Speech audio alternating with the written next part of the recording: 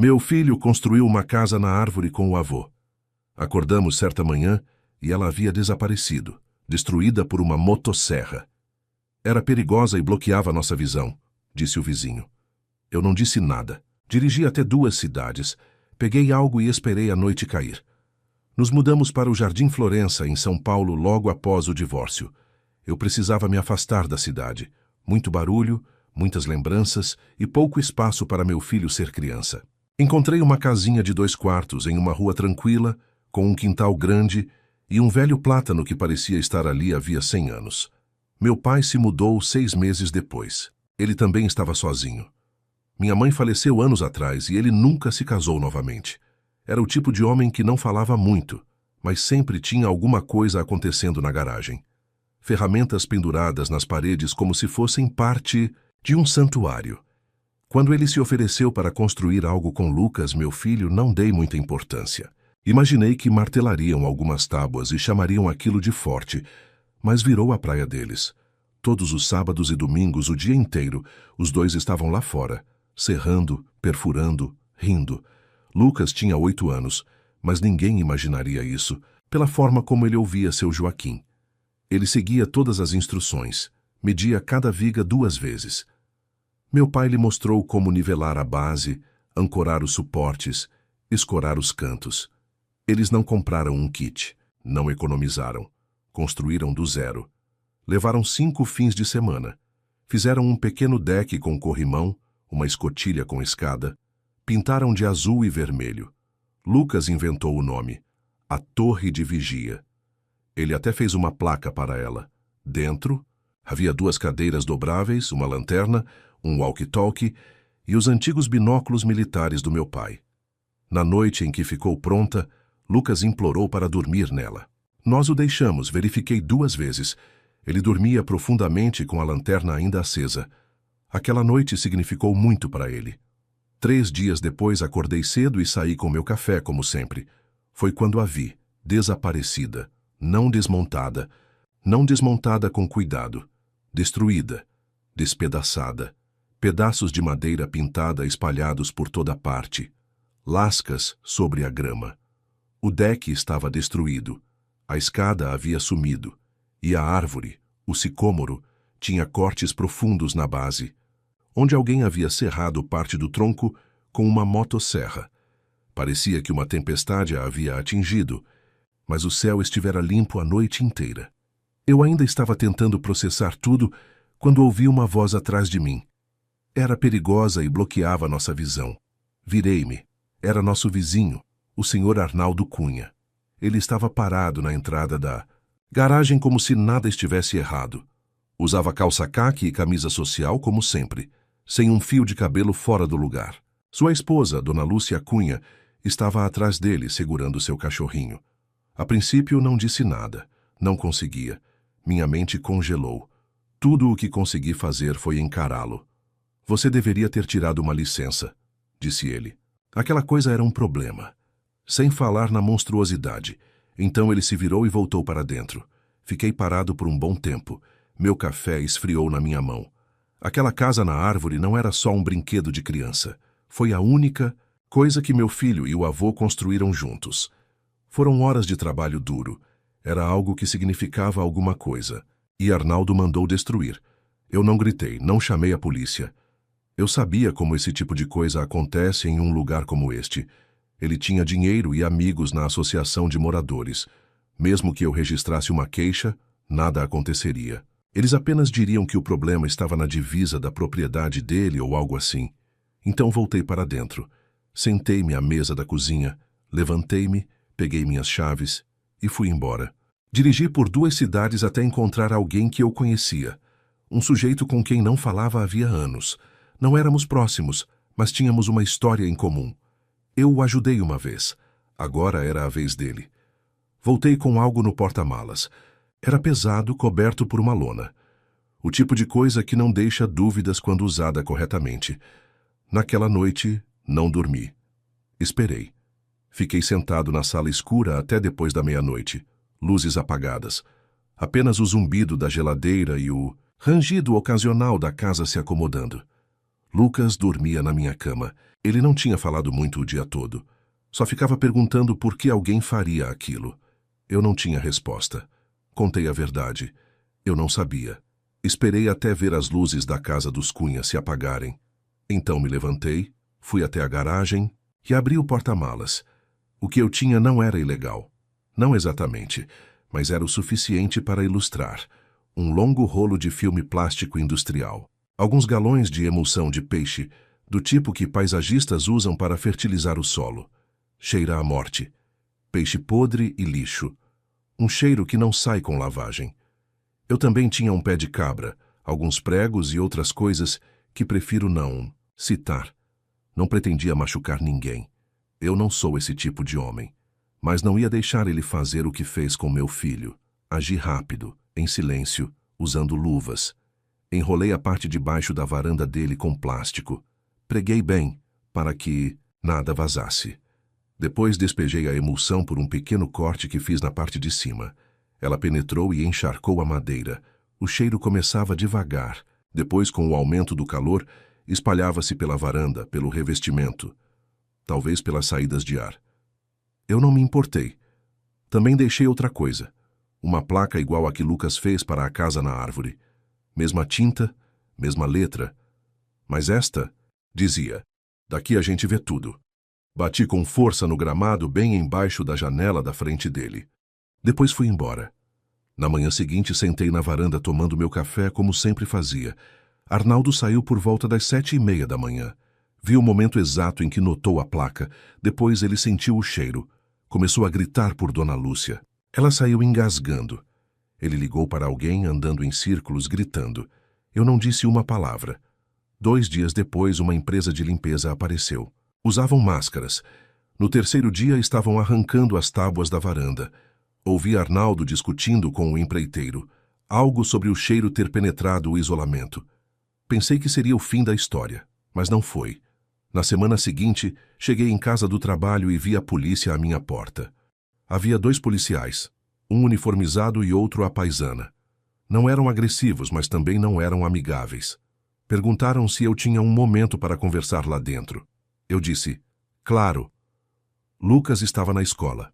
Meu pai tinha saído para fazer compras. Eles entraram e olharam ao redor bem devagar. O agente Leonardo perguntou se eu tinha tido algum problema com meu vizinho ultimamente. Dei de ombros e disse que não éramos exatamente próximos. Então ele pegou o celular e me mostrou uma foto. Era a placa, aquela que eu deixei no quintal da casa dos Cunha. Seu filho fez isso? Ele perguntou. Eu não respondi. Apenas olhei para a foto. Ele esperou. Eu fiz a original com ele. Eu disse, para a casa na árvore. E você colocou uma assim recentemente no gramado do seu vizinho? Olhei nos olhos dele e disse, não, ele não forçou a barra. Mas então o cabo Ricardo disse, o senhor Arnaldo Cunha alega que você vandalizou a propriedade dele com materiais perigosos. Ele está registrando um boletim de ocorrência. Quer dizer alguma coisa sobre isso? Fiquei quieto. Não ia mentir, mas também não ia confessar. Eles foram embora sem me prender, sem mandado, sem acusações. Apenas um aviso de que se algo mais acontecesse, eu seria investigado mais de perto. Naquela noite encontrei meu pai sentado na varanda dos fundos. Ele não disse nada, apenas acendeu um cigarro. Algo que não fazia há anos. Eu sei que foi você, disse ele após um longo silêncio. Eu não respondi. Ele expirou lentamente. Você acha que está ajudando ele, mas não está. Esse tipo de coisa gruda na criança. A raiva, o silêncio, não desaparecem. A senti, mesmo discordando. Então ele disse algo que realmente me tocou.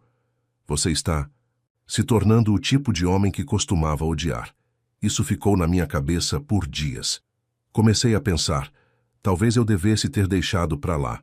Talvez eu tenha ido longe demais. Foi aí que aconteceu de novo.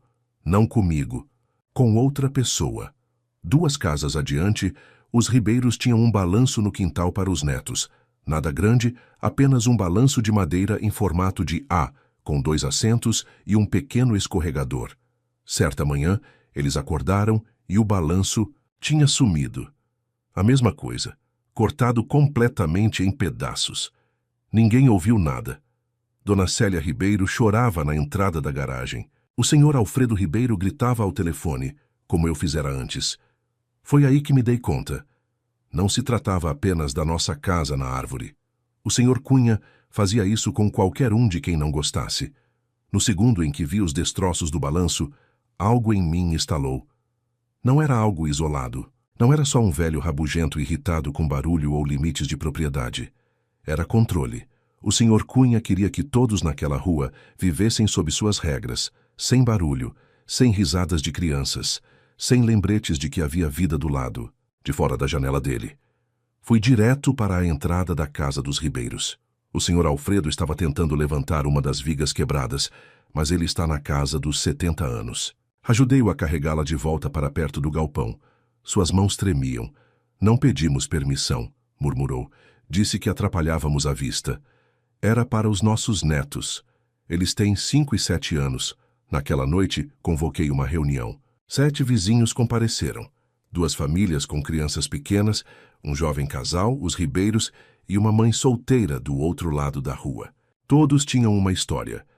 Cachorros latindo, cartas de advertência, visitas de fiscalização, reclamações anônimas à associação de moradores. Tudo levava de volta ao senhor Cunha. Ele registrava reclamações sobre barulho, reclamava das cores da tinta e até multava alguém por estacionar o carro muito perto do meio-fio. E o pior, ninguém jamais o enfrentava. Ele sabia como manter a situação dentro da lei o suficiente para evitar problemas de verdade. E as pessoas ali não gostavam de conflitos. Elas só queriam viver em paz. Mas nós não vivíamos em paz. Vivíamos com medo.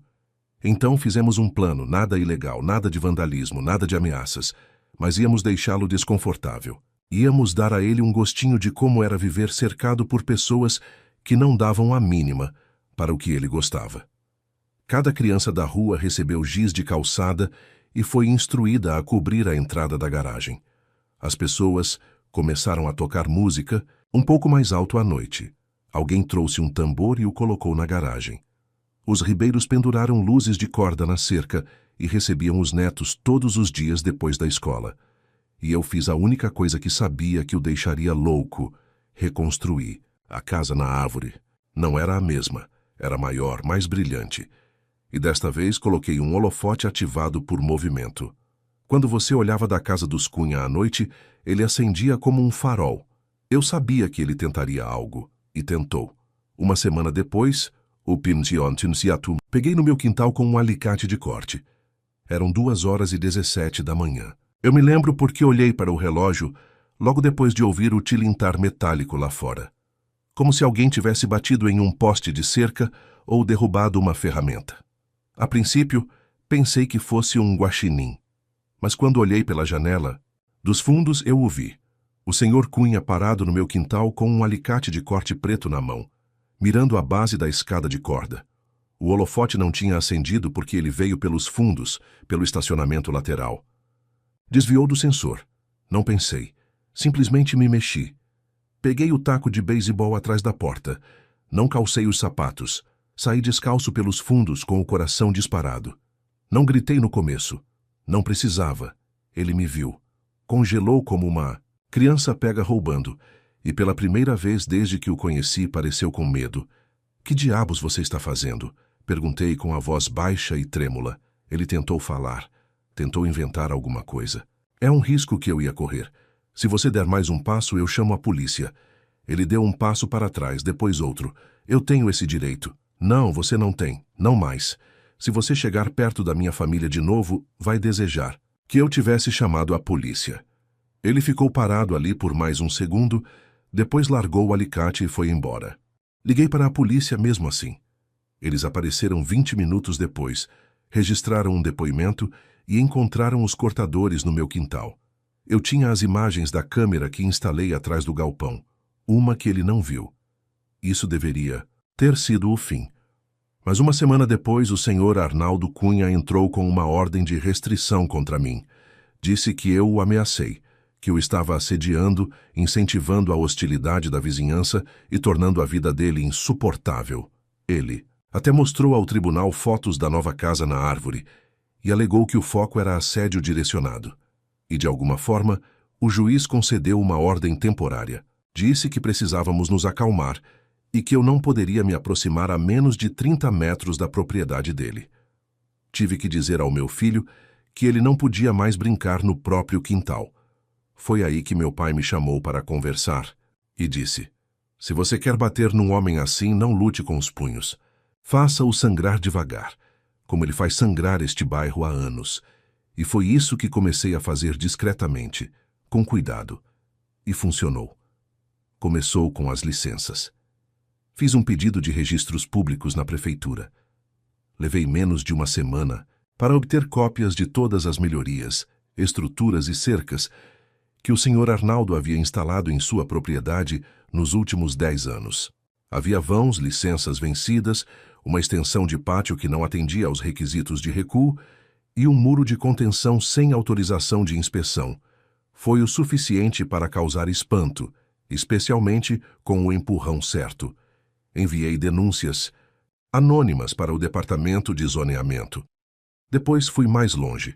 Encontrei um grupo no Facebook da nossa região, composto principalmente por pequenas empreiteiras e corretoras de imóveis. Fiz algumas perguntas inocentes sobre a altura legal das cercas, acréscimos em casas e árvores próximas aos limites das propriedades. Alguns fiscais locais estavam no grupo. Garanti que eles vissem as fotos. Em um mês, o Sr. Arnaldo recebeu a visita de 2 fiscais da cidade.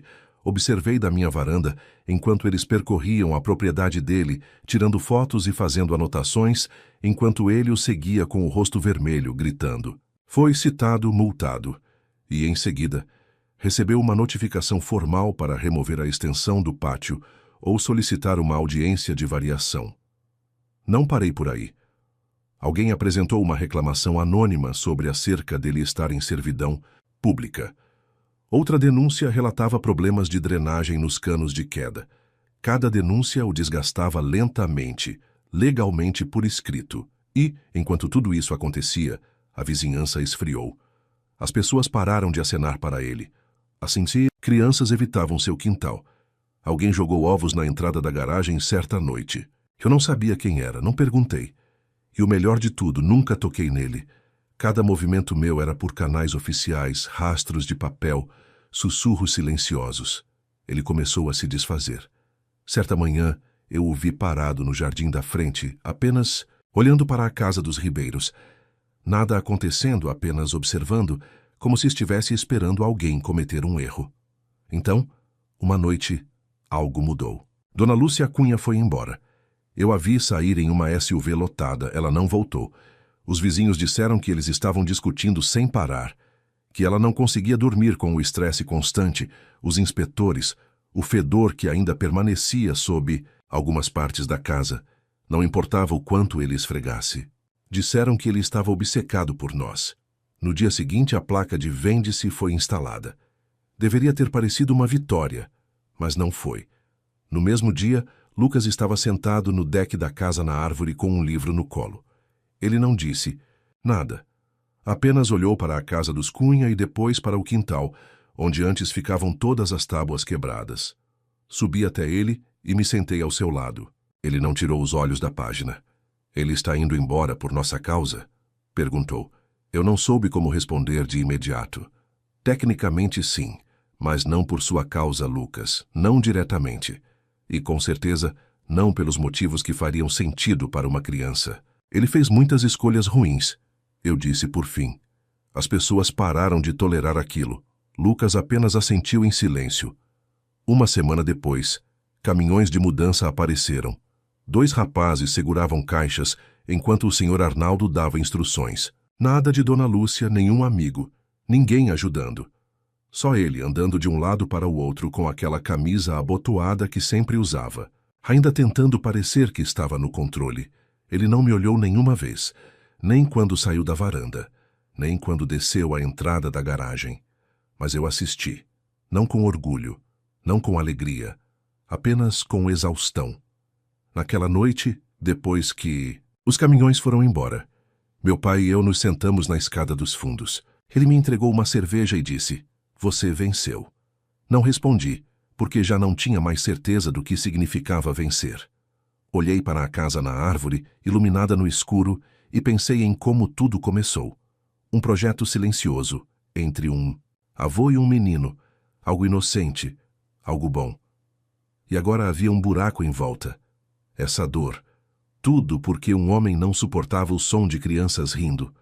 Às vezes, me pergunto se Lucas se lembrará da casa na árvore, ou se vai se lembrar do homem que a derrubou, e do pai que silenciosamente garantiu que ele nunca mais fizesse aquilo. De qualquer forma, não contei tudo a ele, e talvez nunca conte, mas, quando o vejo sentado lá em cima agora, com as pernas balançando na beirada, olhando para o bairro como se finalmente lhe pertencesse novamente, penso: nunca deveria ter sido preciso tanto para se sentir seguro no próprio quintal. Agora me diz, você acha que o pai foi longe demais ou apenas fez justiça com as próprias mãos? E se fosse você no lugar dele, o que faria? Escreve aqui nos comentários, eu quero muito saber. Se você gostou do vídeo, clica em curtir e se inscreve no canal também. Assim você não perde nenhuma história emocionante. E não esquece, deixa também o seu comentário com uma classificação de 1 a 10 para mostrar o quanto você gostou, porque assim eu consigo trazer mais vídeos que sejam interessantes para você. Ah, assista também ao vídeo que agora está aparecendo na sua tela. Até breve!